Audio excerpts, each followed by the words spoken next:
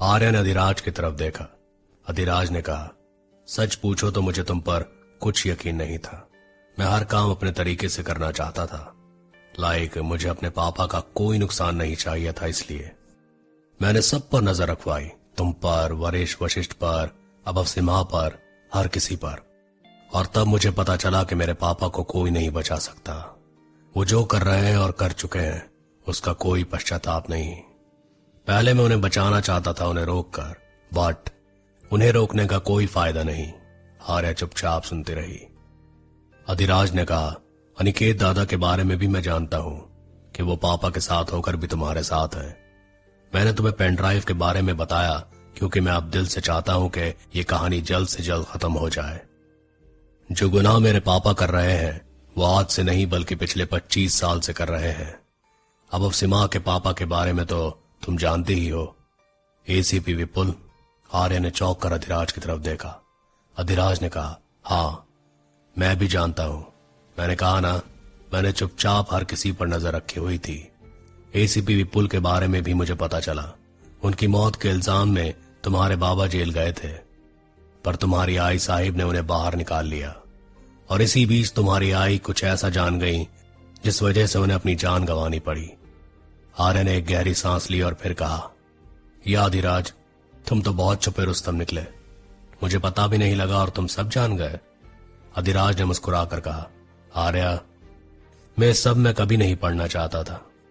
तुम्हें याद होगा, तुम्हारे बाबा के अटैक से पहले मैंने कभी किसी बात की परवाह नहीं की, पर जब तुम्हारे बाबा पर अटैक हुआ और मैंने कुछ जाना तो मुझसे रहा नहीं गया।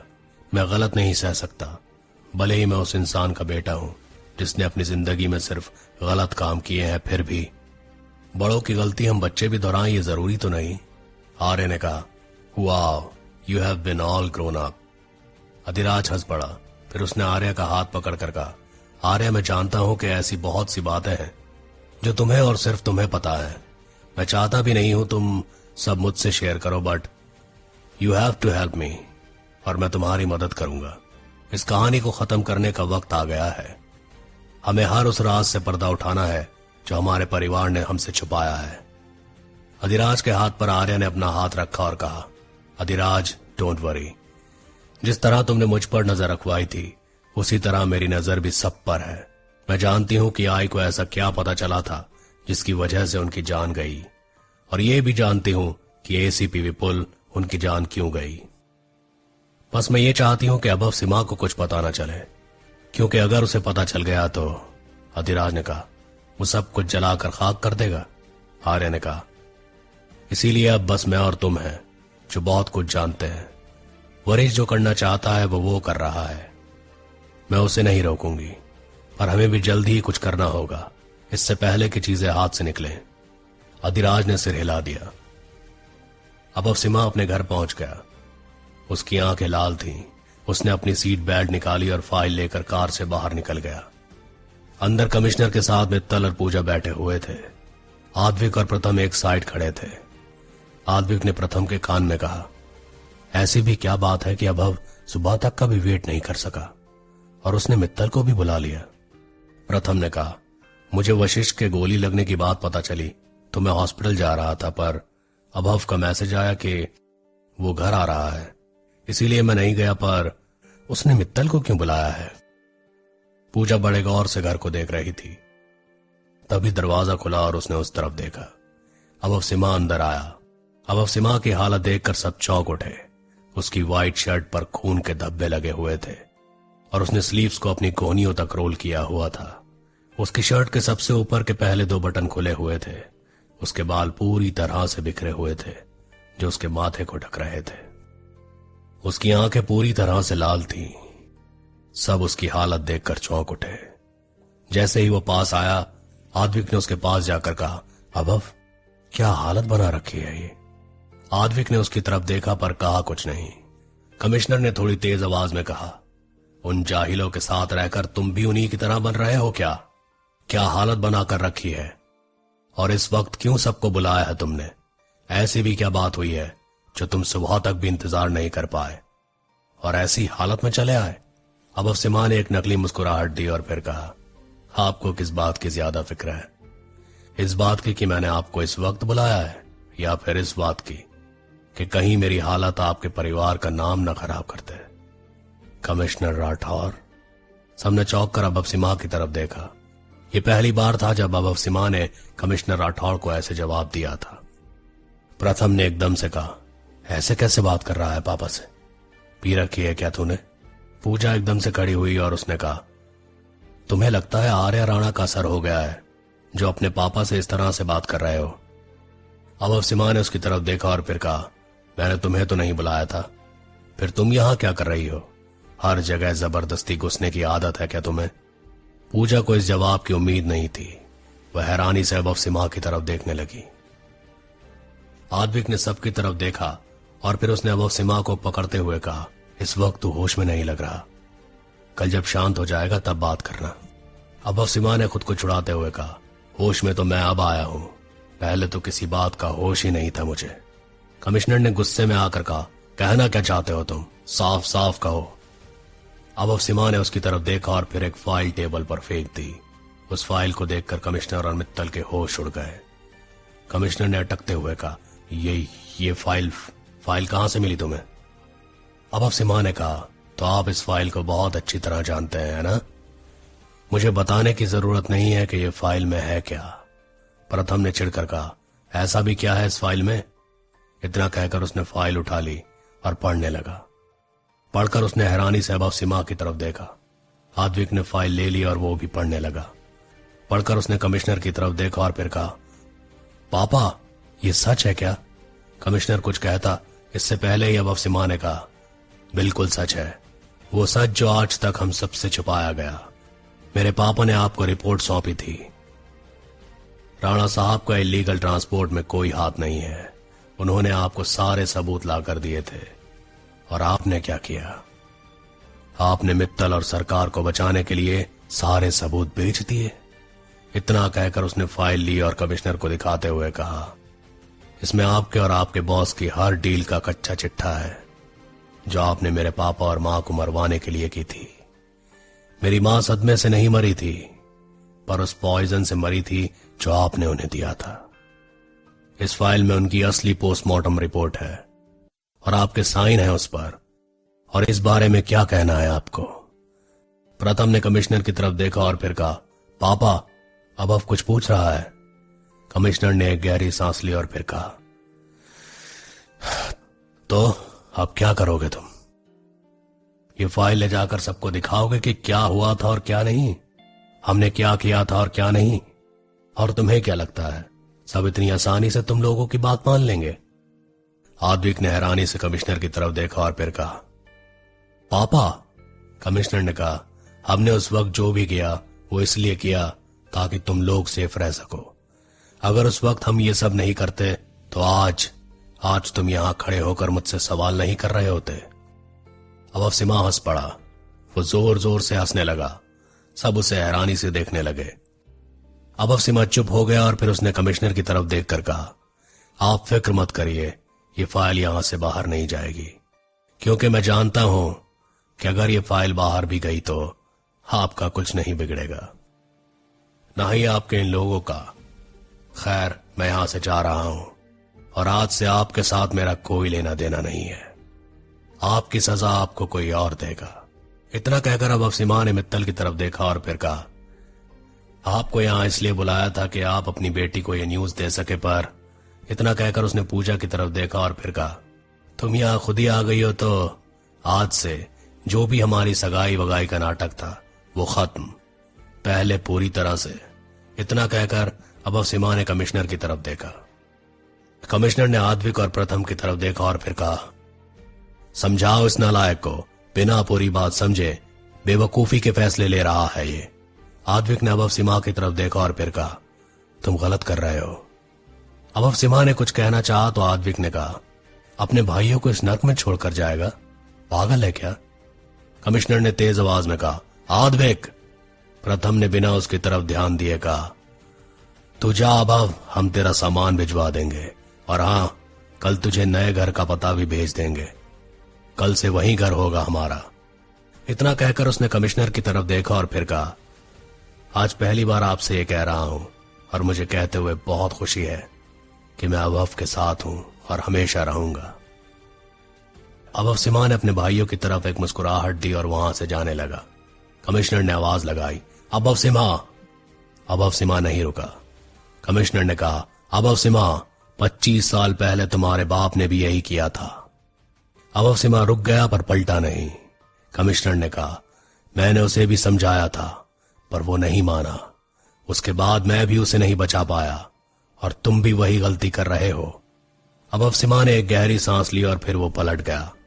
उसने कहा, पापा की मौत हुई क्योंकि उनको बचाने वाला कोई नहीं था, पर मेरे लिए कोई है जो मुझे प्रोटेक्ट कर सकता है, नहीं प्रोटेक्ट कर सकती है।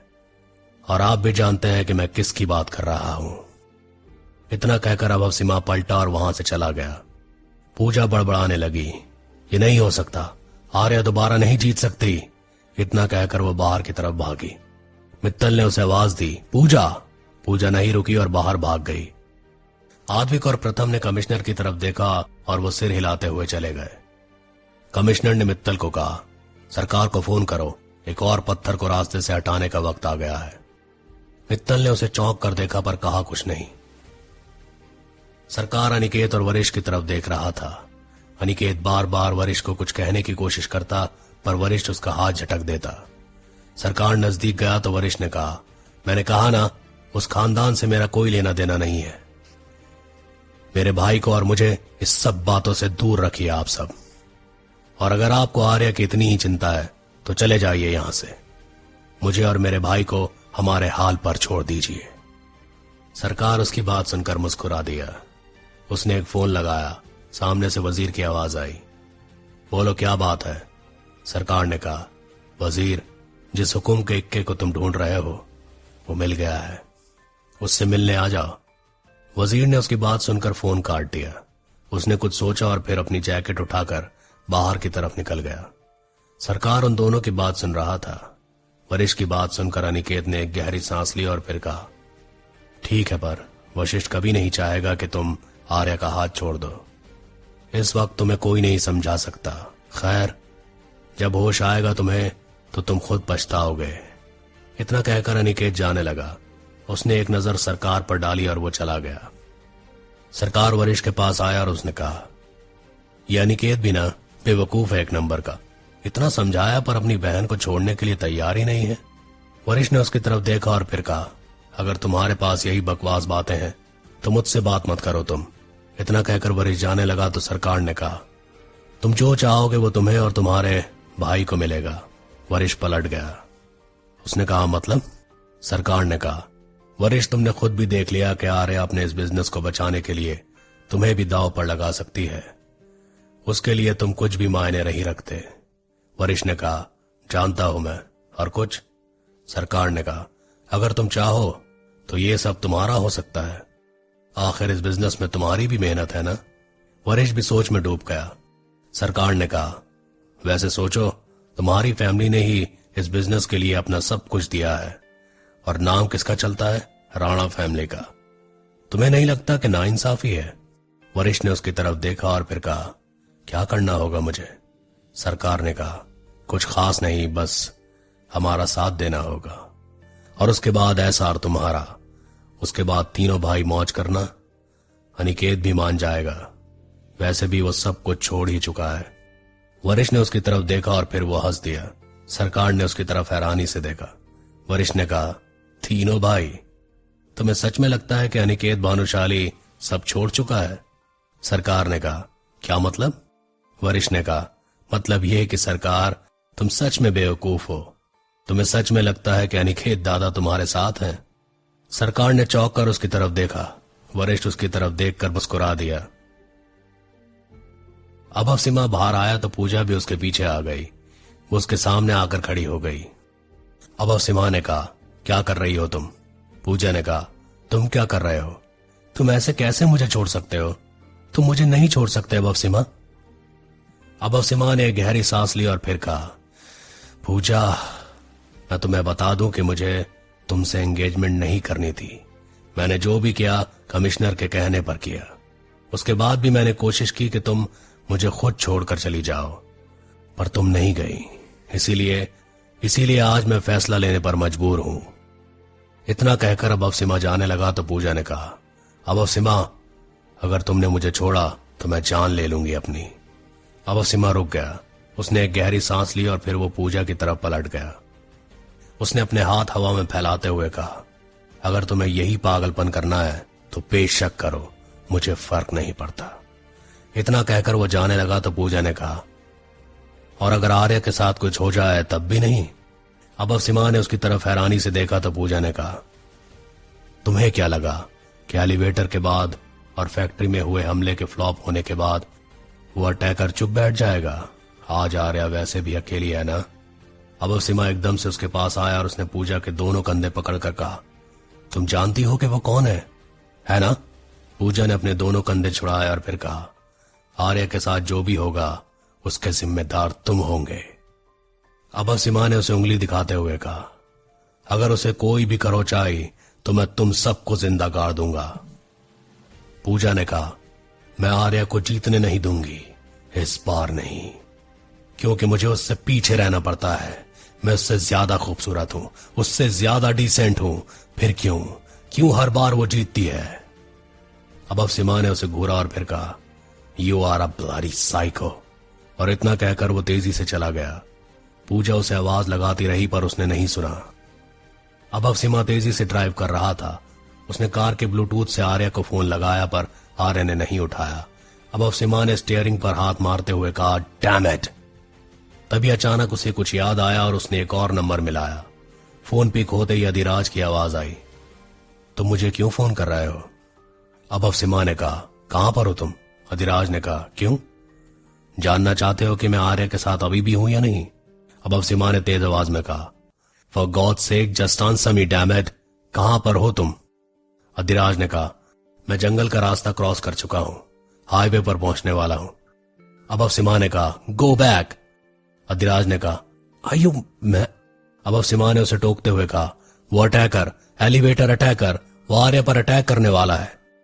अधिराज ने झटके से कार रोकी और फिर कहा, क्या?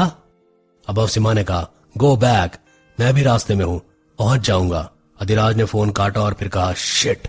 इतना कहकर उसने कार घुमाई और तुरंत कार को फुल स्पीड में वापस मोड़ कर ले गया। आर्या अपने घर पर बनी बार के किनारे बैठी हुई थी। उसके सामने कोला पड़ा हुआ था। अचानक से लाइट चली गई, पूरा घर अंधेरे में डूब गया। आर्या मुस्कुरा दी। उसके गार्ड इधर उधर घूमने लगे। आर्या ने वॉकी टॉकी उठाया और कहा, जो जहां पर है वहीं पर रहो। सब अपनी अपनी जगह रुक गए।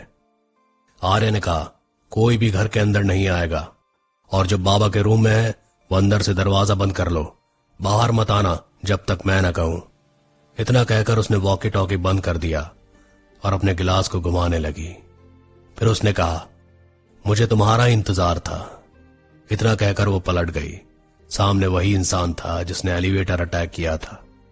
उसने अपना मुंह ढका हुआ था और कैप लगाई हुई थी। आर्या ने कहा, वेलकम बैक एकांत मित्तल। एक बार को सामने खड़ा इंसान चौंक उठा। फिर उसने एक गहरी सांस ली और अपना मास्क उतार दिया। फिर उसने अपने कैप उतारी। वो एकांत ही था। उसने आर्या की तरफ देखा और फिर वो मुस्कुरा दिया।